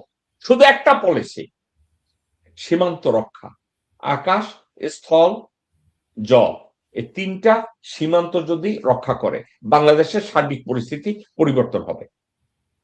কিন্তু বাংলাদেশের কোন সরকার এই কাজটা করে না, অর্থাৎ রিফিউজ করে। ঠিক যেমনি পুলিশের রিফর্ম তারা চায় না। হাওয়ার আমি সাবজেক্টে আসি। নীলুফার মনির কথাটা আপনি যেভাবে ব্যাখ্যা করছেন অত্যন্ত চমৎকার ব্যাখ্যা ছিল, যে চাঁদাবাজি কারা করে। এবং পরিশেষে আপনি যেটা বলছেন যে ধর্মীয় ফেতরা বা জাকাতের সাথে চাঁদা মিলাইয়া সে যে কতটা মূর্খ, কতটাই নিয়ে, এটা এর প্রমাণ নীলুফার মনি এখানে দিছে। শাহিন ভাই, আমি আপনার কাছে ব্যাক করব। নীরা, আপনি নীলুফার মনির এই বক্তব্যটাকে কিভাবে দেখেন? না, এটা আসলে সে যে কথাটা বলছে তার অবস্থান থেকে এটা মানে খুবই মানে আপত্তিকর কথা। এটা তো অবশ্যই বলবো, কারণ চাঁদা আর জাকাত ফেতরা দুটা কিন্তু টোটালি ডিফারেন্ট। এটা একটার সাথে আরেকটা কখনই যায় না। আর আপনি বলতে চাচ্ছেন জাকাত এবং ফেতরা এটা হচ্ছে ধর্মীয় অব্লিগেশন, রাইট। এর সাথে চাঁদাবাজি কোন অব্লিগেশনের মধ্যে পড়ে না। আপনি কি এই জন্য বলছেন যায় না একটার সাথে আর একটা? হ্যাঁ, কারণ এটা এটা ধর্মীয় একটা ব্যাখ্যা চলে আসে যে কারা এই জাকাত ফেতরা পাওয়ার যোগ্য। কারণ এই ব্যাখ্যাটা, কারণ এটা সবার জন্য না জাকাত ফেতরা, কিন্তু তার কাছে মনে হচ্ছে চাঁদাবাজিটা সবার জন্য জায়েজ। চাঁদাবাজিটা গোটা বাংলাদেশ সবাই করতে পারবে, কারণ এখন আমরা পাওয়ারে আসছি, আমরা পাওয়ারে থাকবো যত বছর, ইচ্ছে মতো চাঁদাবাজি করে বেড়াবো। সে আমার মনে হয় এইটাই বিষয়টা এখানে সামনে নিয়ে আসছে। কারণ নীরা আপনাকে, হ্যাঁ নীরা আপনাকে এবং শাহিন ভাইকে আরেকটা ভিডিও দেখাবো। জামাতের এক ভদ্রলোক, উনি নেতা না কর্মী আমি জানি না, নীলুফার মনির এই কথাটাকে এভাবে উনি রিবার্ট করছে। আপনার রিবার্টটা শুনেন, আমি এটার সম্পর্কে আমি শাহিন ভাই এবং আপনার মন্তব্য শুনতে চাই। আমাদের অনেকে সংসার চলে না, তারপরেও কিন্তু আমরা জাকাতের টাকা খাই না। আপনার বেতন থেকে যখন টাকাটা দেয় এটা জাকাতের টাকাই বলে। আপা অনেকগুলো কথা বলেছেন যে জামাতের লোকেরা জাকাত খায়, সাদাকা খায়। জামাতের লোকরা তাদের হালাল আয়ের থেকে 5%, আমিও আমার আয়ের 5% আমি আমার পার্টিকে দিই। এটা তো কোনো জাকাত ফিতরা এবং সাদাকা না, চামড়ার টাকা না, নিজেদের ঘামের টাকা। চাঁদাবাজি, টেন্ডারবাজি, লুটপাট, দখল, যারা এইগুলো করে দল চালায় এবং নিজেদের সংসার চালায়, তারা আমাদেরকে দান সৎকার জাকাতের কি মানে কথা শোনায়। উনি বলছেন, হ্যাঁ নীরা, ছোট্ট একটু কথা বলি। হ্যাঁ নীরা, আপনি একটা কথা বুঝছেন কিনা, একটা কথা আমি কিন্তু এটা জানতামই না, এই প্রথম জানলাম। জামাতের লোকজনরা যারা চাকরি করে, যারা ব্যবসা করে, তাদের প্রফিটের 5% তারা তাদের পার্টিকে ডোনেট করে। এই পার্টি দাঁড়াবে না, তাইলে কোন পার্টি দাঁড়াবে?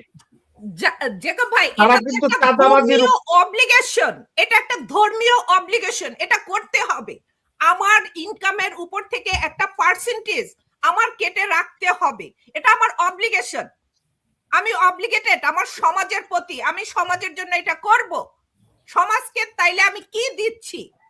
আজকে যে আমার অ্যাচিভমেন্ট, আজকে যে আমার সাকসেস, এটাই তো।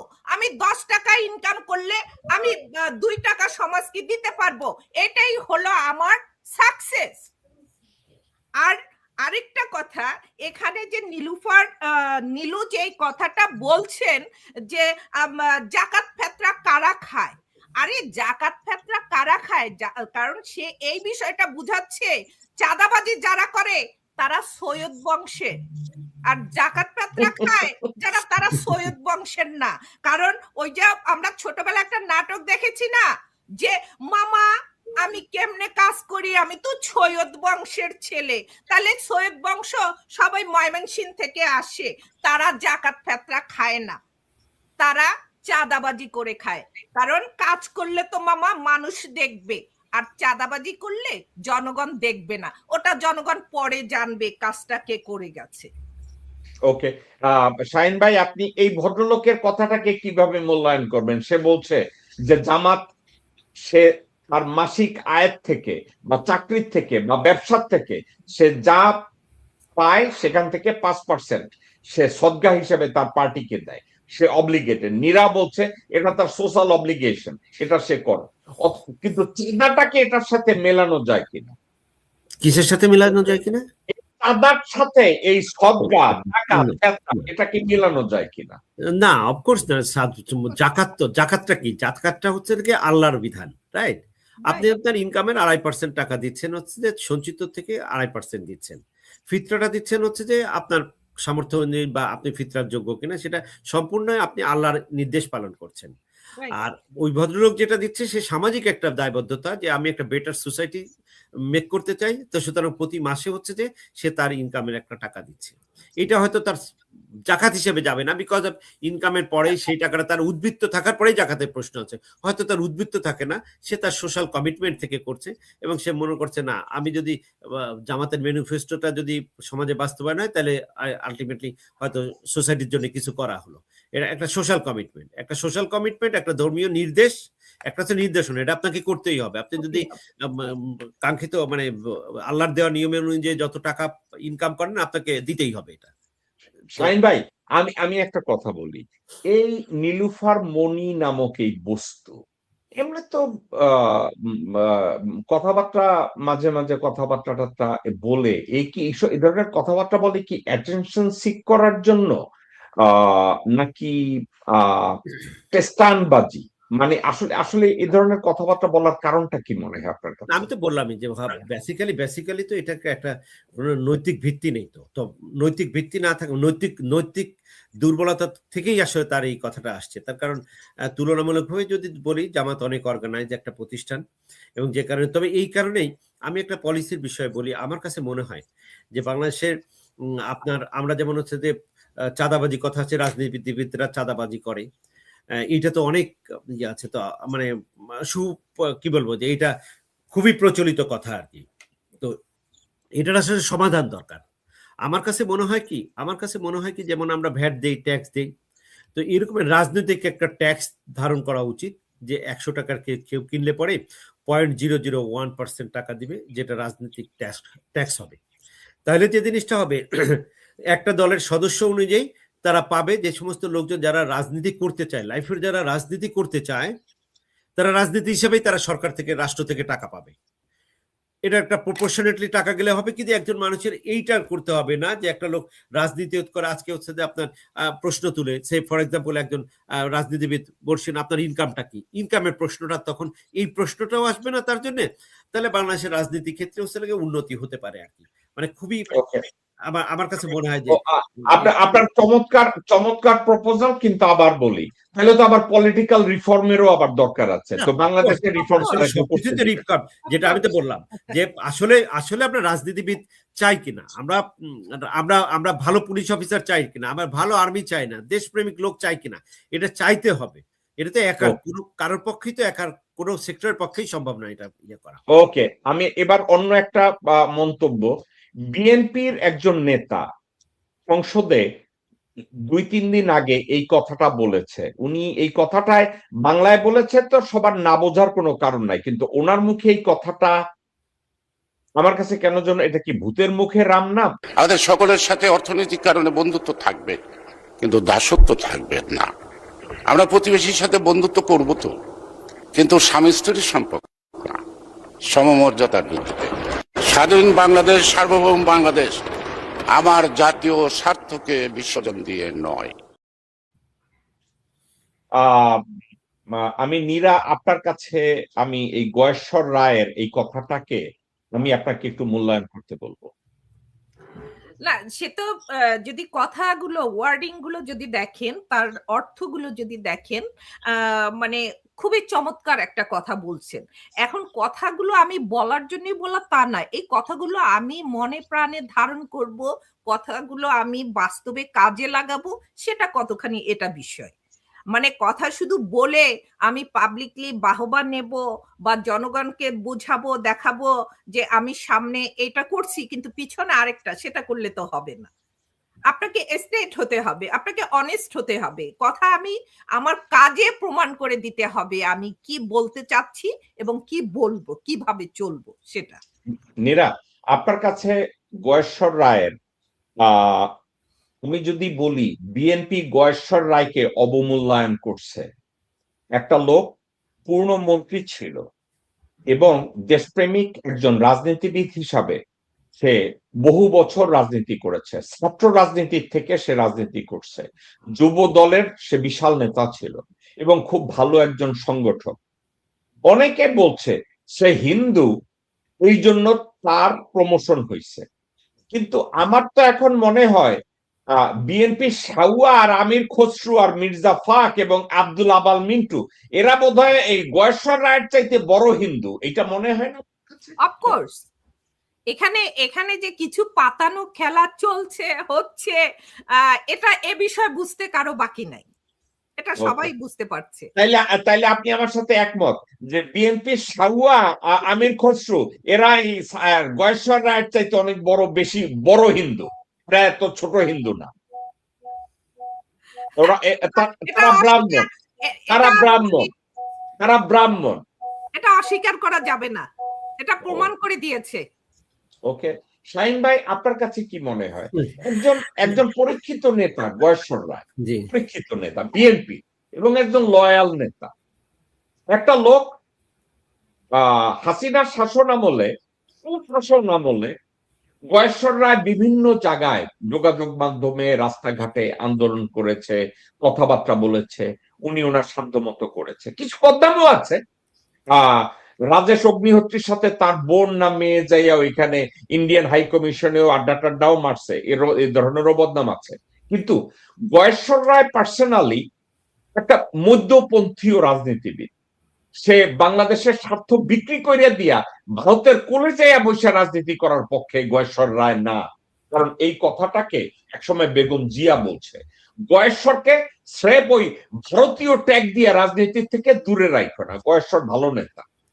এখন বর্তমান বিএনপি হিন্দুদেরকে মূল্যায়ন করে বেশি, কিন্তু গয়েশ্বরকে করে না। কারণ হিন্দুদেরকে মূল্যায়ন করতে গেলে আমি যদি দেখি বিএনপির সালাউদ্দিন আর আমির খসরু, হেরা অনেক ভালো হিন্দু, তারাই ব্রাহ্মণ।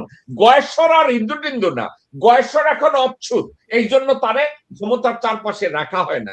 পরিস্থিতিটা কি ওইদিকে গেছে আপনার মনে হয়, নাকি আপনার ডিফারেন্ট কোনো মতামত আছে? না, ডিফারেন্ট কোনো মতামত, তবে যেদিন যখন এটা তো আমরা যারা ইলেকশনে যখন মন্ত্রিসভা গঠিত হয় তখন তো মানে প্রথমেই মানে উনার নাম থাকবে না এটা আসলে একেবারেই চিন্তা করিনি। এটা একেবারেই না, মানে এটা মাথার ভিতরে নেই। পরে কিছুদিন পরে জানলাম যে উনাকে মন্ত্রী হিসেবে রাখা হয়নি। আর যেটা হচ্ছে যে উনি যেটা কথা বলেছেন, অবশ্যই এটা খুব যৌক্তিক কথা বলেছেন গয়েশ্বর রায়, যে ভারতের সাথে আমাদের সম্পর্কটা হচ্ছে লাগে এগুলো রেটরিক, অফকোর্স এটা রেটরিক কথা। আর ওনাকে ইয়েদেরকে হিন্দু মনে হয়, মুসলমান মনে হয়, এই বিষয়গুলো তে আমি ওইভাবে কোনো মন্তব্য করতে চাচ্ছি না। তবে একটা বিষয় আমি আগেও বলেছি, সেটা হচ্ছে আমাদের ইমোশন দিয়ে তো চলবে না রাষ্ট্র।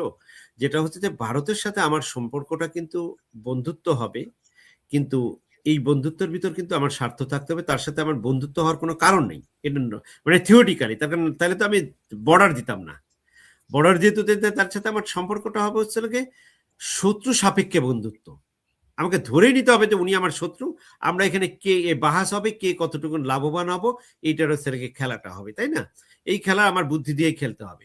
এখন সেই ক্ষেত্রে যদি কেউ কারোর ব্যক্তিগত কোনো রাজনীতিবিদ, আপনি যাদেরকে কথা বললেন, হ্যাঁ, কিছু কিছু সময় তো আমাদের মনেই হয় যে হয়তো তারা পারপাসটা, যে তাদের আন্ডারস্ট্যান্ডিং, উপলব্ধি এটা নেই যে ভারতের আমাদের একটা ডিসিশনের ক্ষেত্রে ভারতের পারপাস কি, ভারতের পারপাসটা বাংলাদেশ থেকে স্বার্থ নেওয়া। এই স্বার্থটাকে সে কি তার আপনার এসে দখল করে নিয়ে যাবে? এটা তার কোনো সময় তার উদ্দেশ্য না। আপনি যেমন বললেন যে হচ্ছে বর্ডার সিকিউর করার দায়িত্ব, হ্যাঁ, বর্ডারে যাতে হচ্ছে আবার মাদক দ্রব্য না আসে, এইটা আমাকে, তার জন্য ভারতের এইটা লাভ। বাংলাদেশে যত বেশি এত জনগণ, তার জন্য একটা বড় মার্কেট, যত বেশি এই মার্কেটটা তার মানে অ্যাক্টিভ থাকবে তত বেশি সে লাভবান হবে। এই খেলাটাই হচ্ছে মূল খেলা। এই খেলাতে আমরা হেরে যাচ্ছি, প্রতিবারই তো আমরা হেরে যাচ্ছি। ভাই শাহিন ভাই, বর্ডার সিকিউরিটি বলতে দুইটা জিনিস আছে, একটা হচ্ছে চোরাচালান, আর একটা হচ্ছে না, একটা হচ্ছে চোরাচালান আর ওই অবৈধ অনুপ্রবেশ, এটা। আর একটা হইতেছে জাতীয় নিরাপত্তা। আমি যে বর্ডার সিকিউরিটির কথা বলছি সেটা হইতেছে সার্ভিলেন্স এন্ড সিকিউরিটি। আমি এই দুইটার কথা বলছি। সার্ভিলেন্স এন্ড সিকিউরিটির ক্ষেত্রে যদি বর্ডারকে সিকিউর করা যায়, তাহলে ভারত এবং বাংলাদেশ, অর্থাৎ ভারতের যে আধিপত্যবাদ, যে আগ্রাসন, যেটা, এটা একেবারেই বন্ধ করা সম্ভব যদি বাংলাদেশ এ ধরনের একটা সিদ্ধান্ত নেয়। আমি গয়েশ্বর প্রসঙ্গে আসি। গয়েশ্বর রায় একজন মডারেট নেতা। আমি গয়েশ্বর রায়কে একজন হিন্দু নেতা হিসাবে দেখি না, কিন্তু গয়েশ্বর রায়কে আমি একজন প্যাট্রিয়ট বাংলাদেশি নেতা হিসাবে আমি সবসময় দেখি, ভদ্রলোক মানুষ হিসাবে ভালো। আরেকটা কথা বলি, বেগম জিয়া একেবারে একটা ভারতপন্থী বলদ, এই চিন্তা করে গয়েশ্বরকে মূল্যায়ন করবে আমি তা দেখি না। নিউ ইয়র্কের মতো জায়গায় বেগম জিয়া গয়েশ্বর রায় সম্পর্কে বলছে ও একটা ভালো নেতা, ওর ভালো মন আছে, ও দেশপ্রেমিক, এই গয়েশ্বর রায়ের কথা বলছে। এই গয়েশ্বরকে বাদ দিয়ে একটা লোক জীবনে কোনোদিন হাসিনার বিরুদ্ধে মন্তব্য করে নাই, এই একটা লোক কোনোদিন একটা পলিটিক্যাল রেটরিক বাংলাদেশের ফেভারে বলে নাই।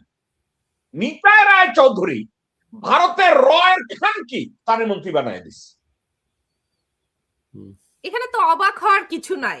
না ভাই, আমি অবাক একটা কারণে হয়ে গেলাম, যে লোকটা দেশপ্রেমিক, যে লোকটা যোগ্য, যে লোকটা ছাত্র জীবন থেকে রাজনীতি করছে, তার যৌবন কাল গেছে বাংলাদেশের রাজনীতিতে, যে লোকটা খালেদা জিয়ার জন্য রাস্তাঘাটে মার খাইছে, সেই লোকটা ক্যাবিনেটের চান্স পায় না। আর যে লোক ভারতের তর্বি প্রয়োগ হয়েছে, হাসিনার লোকে যায় গণভবনে, ওই শুয়ারের বাচ্চারে মন্ত্রী নয়। আমি তো খুঁজে পাইলাম না কিছু।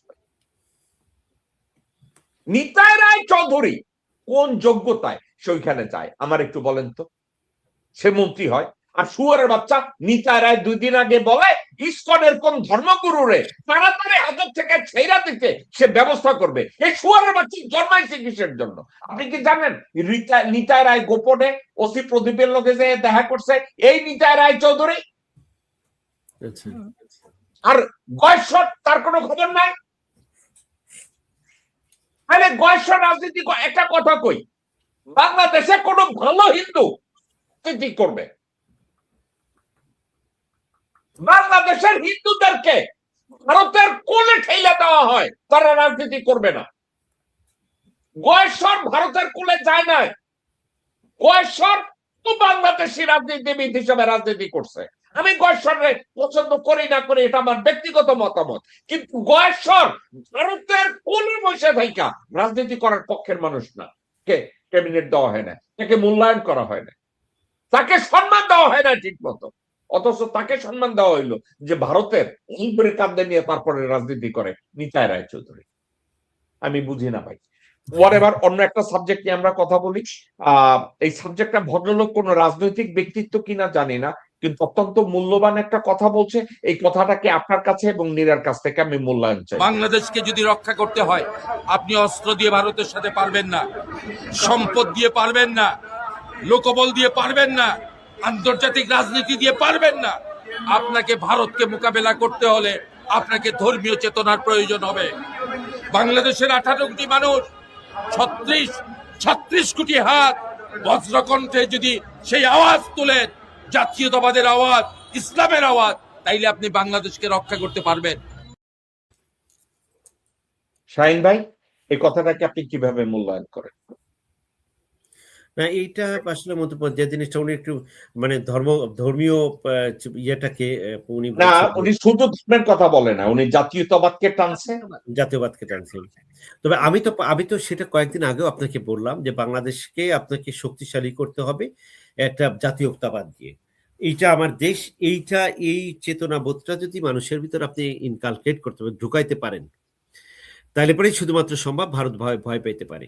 এবং তার সাথে সাথে এই বোধটা, জাতীয়তা বোধ যখন আসবে, দেশের প্রতি একটা মানুষের নিজস্ব একটা রেসপন্সিবিলিটি তৈরি করতে হবে to make himself standing on his fit, তাই না? এইটা আসতে হলে তার দক্ষতা লাগবে, তার শিক্ষা লাগবে, এই সমস্ত বিষয়গুলোই দিয়ে ভারতকে আপনাকে মোকাবেলা করতে হবে। এবং ভারতই এটা ভালো মতোই জানে যে বাংলাদেশের লোকের যে ধর্মীয় মূল্যবোধ মানে তো হচ্ছে আমাদের হচ্ছে যে ইমান শব্দটা, বাংলাদেশের মানুষের ইমানের শক্তি অনেক, মানে আপনি দেখবেন না যে এত ইমানের শক্তি বাংলাদেশের মতো সাধারণ মানুষের যে ইমানের শক্তি, এত শক্তি পৃথিবীর মানে কোনো দেশের আছে, ইভেন মিডিল ইস্টেরও নেই। আপনি একজন রিক্সাওয়ালাকে দেখবেন কি হচ্ছে যে প্রখর রোদ, কিন্তু তার ভিতরে রিক্সাও চালাইতেছে আবার রোজাও রাখতেছে, ঠিক আছে? আপনি আমাকে একটু বলেন তো যে দেখেন যে তারপরে, এবং সে যখন রাতের বেলায় কি খাইছে, কি খেয়ে রোজা রাখছো, রোজা খাই রাখছে হচ্ছে কোনো রকম শাক ভর্তা দিয়ে রাখছে, কি দিয়ে তুমি ইফতার ভাঙবেও সে দেখতে যে রোজা ভাঙবেও সে হচ্ছে হয়তো পানি আর হচ্ছে একটু ভাত দিয়ে সে সবজি দিয়ে খেয়ে করবে, তাই না? কিন্তু সে রোজা ছাড়ছে না। তার মানে কি, হি হ্যাজ পাওয়ার ইনসাইড, যে তার যে পাওয়ারটা, মানে আল্লাহর প্রতি তার রবের প্রতি তার যে পাওয়ারটা, এটা তো আপনার বিশাল শক্তিশালী। এবং বেশিরভাগ মানুষই এটা, আপনি যদি এখন বাংলাদেশে মসজিদে যান, মন্দিরে যান, কি মসজিদে যান, ভরে গেছে মানুষের ভিতরে। তার মানে কি যে এইটা মানুষের এত পরিমাণ শক্তি দাঁড়ায় গেছে, তার ইমানি শক্তিটা, এই শক্তিটার সাথে জাতীয়তাবাদ যদি আপনি একসাথে সমন্বয় করে নিতে পারেন, তাহলে দেখা যাবে যে বাংলাদেশ অনেক বেশি শক্তিশালী, এতে কোনো সন্দেহ নেই। তো এখন এটাকে আমি এই ব্যাখ্যা দেওয়ার প্রেক্ষিতে কেউ আবার বলবে, যারা একটু সুশীল সমাজের লোক বলবে কিন্তু ধর্মের ব্যবসা করে। এখানে ধর্মীয় ব্যবসার ব্যাপার না, কিন্তু ধর্মকে নিয়ে আমি ব্যবসা করছি না, তার বোধটাকে বলছি। তার এই যে মানুষ রোজার, আমি উদাহরণটা দিলাম, রোজার উদাহরণ দিলাম, সে কষ্ট করছে কেন? সে এটা এটা তার ধর্মীয় বোধ, এটা নিয়ে কি সে রাজনীতি করছে? অফকোর্স সে রাজনীতি করছে না, এটাই তার বোধ, এটাই ওই মানুষটার ভিতরে এই চেতনাটা একেবারে গ্রথিত আছে। তা এখন যদি এই গ্রথিত চেতনাটাকে যেহেতু আছে, এত ভেতরে এই চেতনাগুলো মানে কি বলবো যে ইনকালকেট করছে, রুটেড হয়েছে, তার সাথে জাতীয়তাবাদটা যদি একটু মিলাই দিতে পারলে তখন বাংলাদেশের প্রত্যেকটা ইন্ডিভিজুয়াল অনেক বেশি শক্তিশালী হয়ে যাবে। আর শক্তিশালী করার জন্য তার পাওয়ার লাগবে। পাওয়ারটা কি? তার নলেজের পাওয়ার লাগবে, তার দক্ষতার পাওয়ার লাগবে, রাইট? সে যখন নলেজ তার থাকবে, তার যখন দক্ষতা থাকবে, ভালো শিক্ষা থাকবে, ভালো দক্ষতা থাকবে, তখন সে প্রত্যেকটি মানে তখন আরো বেশি শক্তিশালী হবে। একমাত্র এই বাংলাদেশকে আপনি শিক্ষা দিয়ে শক্তিশালী করা ছাড়া, টেকনোলজি দিয়ে শক্তিশালী করা ছাড়া বাংলাদেশে ইন্ডিয়ার সাথে কোনোদিনও পারবেন না। এবং এই জিনিসটা আপনাকে বুঝতে হবে যে ইন্ডিয়া কোনোদিনও চাবে না যে বাংলাদেশ একটা সুশিক্ষিত রাষ্ট্রে পরিণত হোক, জনগণ রাষ্ট্র ডিপেন্ডেন্ট হোক। তার কারণ বাংলাদেশের তো একটাই আছে, মানুষ শুধু ফিজিক্স তার আছে, এর সাথে আপনাকে ইনপুট দিতে হবে কি? তার ইনপুট দিতে হবে নলেজ আর স্কিল। এই ইনপুটটা যদি ঠিক মতো যায় তাহলেই হচ্ছে বাংলাদেশ দাঁড়ানো যাবে। এবং জাতীয়তাবাদ তো অফকোর্স বাংলাদেশের মানুষের ভিতরে জাতীয়তাবোধ আছে, ধর্মীয় বোধ আছে, কিন্তু এই বাংলাদেশে শিক্ষা হইতে দিবে না। এখন যে শিক্ষা ব্যবস্থা যেটা করছে, আপনাকে আমি আগের দিনে বলেছি, শিক্ষা হওয়ার জন্য বাংলাদেশ কোনোদিনও শিক্ষিত হবে না, শিক্ষার ক্ষেত্রে উন্নতি হবে না। কন্টিনিউয়াসলি দেখেন আপনি, কন্টিনিউয়াসলি শিক্ষকদেরকে পিটানো হইতেছে বিভিন্ন জায়গায়। তার মানে ইন্ডিয়াতে একটা শিক্ষকের কিন্তু অনেক মর্যাদা, তাই না? এটা আমি শুনেছি, একটা প্রাইমারি স্কুল বলেন যে, কিন্তু বাংলাদেশের একটা শিক্ষকের মর্যাদাটা নেই, তাই না?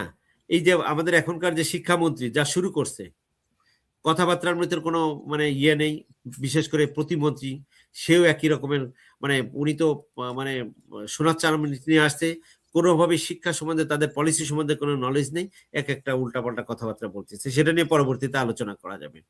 তো আপনার এই ভদ্রলোকের কথার সাথে আমি খুবই একমত। বাংলাদেশের জাতীয়তাবাদ হচ্ছে বাংলাদেশের জাতীয়তাবাদ প্লাস হচ্ছে ধর্মীয়, এই দুইটা উপাদানকে যদি আপনি আর সাথে সাথে যদি নলেজকে আপনি নিয়ে আসেন, শিক্ষাকে নিয়ে আসেন, তাহলে বাংলাদেশ আসলে ইন্ডিয়ার সামনে দাঁড়াইতে পারবে। আদারওয়াইজ বাংলাদেশের দাঁড়ানোর কোনো সুযোগ নেই। ওকে নীরা, আপনার কাছে আমি জানতে চাইবো এই ভদ্রলোকের কথাটাকে আপনি কিভাবে মূল্যায়ন করেন?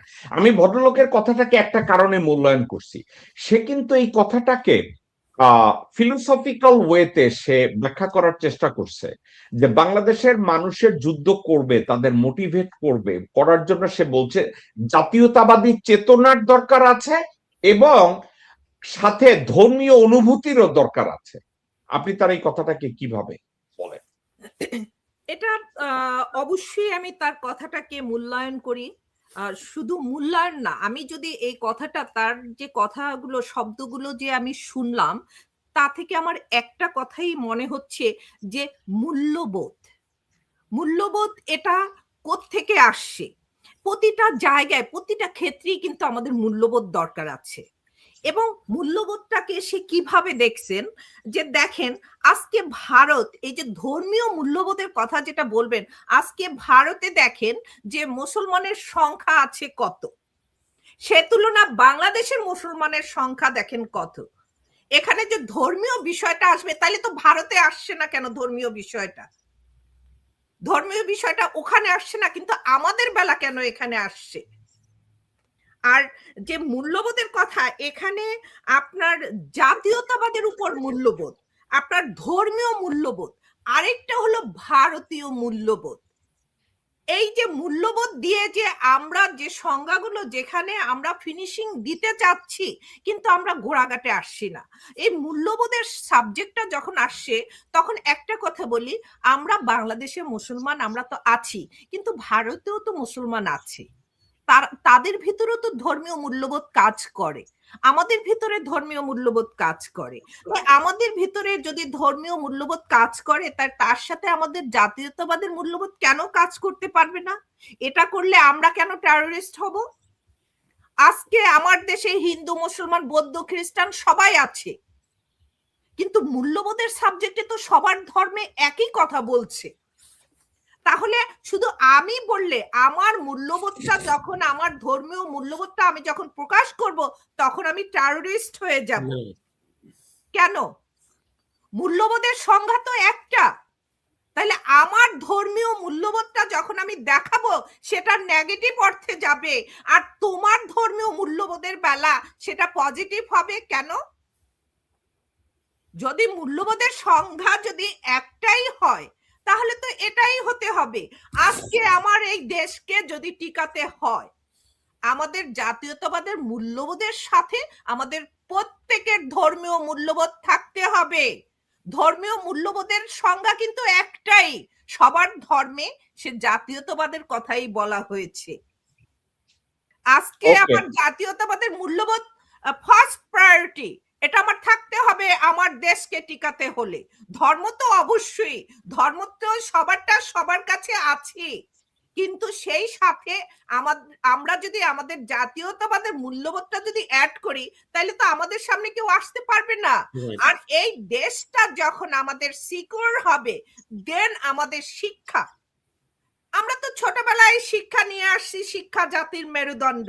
তো এই শিক্ষায় আমাদের মেরুদণ্ড কতটা স্ট্রং হয়েছে এবং কে বা কাহারা আমাদের মেরুদণ্ডকে স্ট্রং করতে দিচ্ছে না, এটা বুঝেও যদি আমরা না বোঝার ভান করি তাহলে আমাদেরকে কে সজাগ করবে?